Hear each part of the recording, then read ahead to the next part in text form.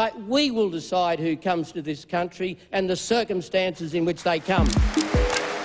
Australia has a suite of policies designed to deter and physically stop people from reaching Australian shores to claim asylum. Stop the boats we must, stop the boats we will. We're going to stop the boats. Australia's current asylum seeker policies had their genesis 2 decades ago, when more than 400 asylum seekers on a stricken fishing boat were picked up by a Norwegian tanker off Australia's coast. The MV Tampa was a Norwegian container vessel. It was travelling from Fremantle to Singapore when it received a distress call from Australian authorities saying that there was a fishing boat with more than 400 asylum seekers on it, stricken about 140 kilometres from Christmas Island. Most of the 433 people on board the Tampa were Afghan Hazaras fleeing the Taliban in Afghanistan. Under the laws of the sea, this ship was obliged to rescue these people. They changed course, they went and they saved everybody on board. There it is. The question was, what happened next? I don't like illegal immigrants coming here and queue jumping. The Australian government said you are not to enter Australian waters, and there was this standoff. And I hope that amongst other things it sends a message to people smugglers and others around the world that whilst this is a humanitarian decent country, we are not a soft touch and we are not a nation whose sovereign rights in relation to who comes here are going to be trampled on. The asylum seekers on board would spend 10 days at sea, including a week on board the Tampa, sitting on the deck. Lots of people were sick, and one of them was really badly sick. That was me. I was unconscious because I've been eating or drinking 3 days. Sick people are down on the deck. Seeing an emerging humanitarian crisis on board. They were running out of food, there weren't enough life jackets, there were some very, very ill people on board that ship. But the federal government continues to maintain a vice-like grip on this operation. The Australian government responded to this standoff in an extraordinary fashion. It sent in the SAS. 45 troops were dispatched and essentially commandeered the ship. Those on board were expecting doctors and supplies. Instead, they got soldiers. It's images such as these which are fueling international sentiment that the Australian government has overstepped the mark. The federal government jumped on this issue. Border protection and migration, particularly framed as a national security issue, became the key element of the 2001 election.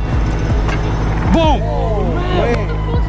The Tampa occurred in the context of one of the most significant global events of the past 50 years, and that is the 9/11 attacks on America. We have carried the fight to the enemy. Which sparked the war on terror, which was largely directed at countries like Afghanistan, where these refugees were coming from. And 9/11 happened 2 weeks after Tampa. The Tampa was the beginning of the turning point. The only thing to do was to take a stand.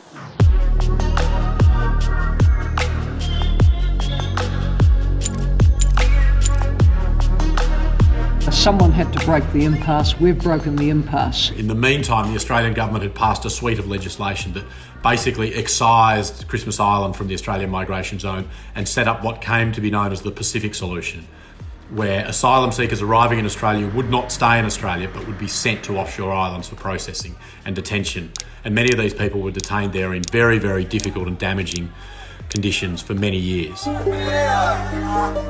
The next month there was another significant asylum seeker incident where Howard government ministers falsely alleged that asylum seeker parents had thrown their children into the sea in order for them to be able to claim asylum when they were rescued. You've got some photos to show this, have you? Well, it did happen. The fact is the children were thrown into the water. There's nothing in this photo that indicates these people either jumped or were thrown. I don't want in Australia people who would throw their own children into the sea. It didn't happen, but ministers said that it did. We're in the water because the boat was sinking, not because people had been thrown overboard.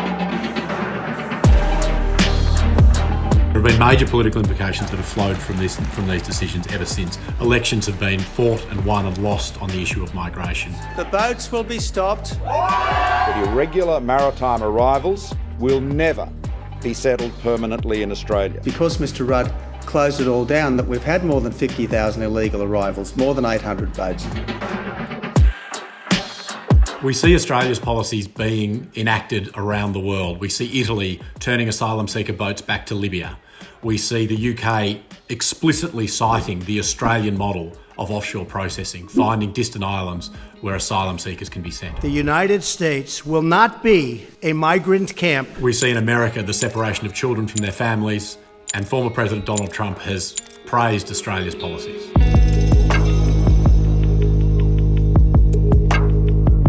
Australia still runs an offshore detention and processing network.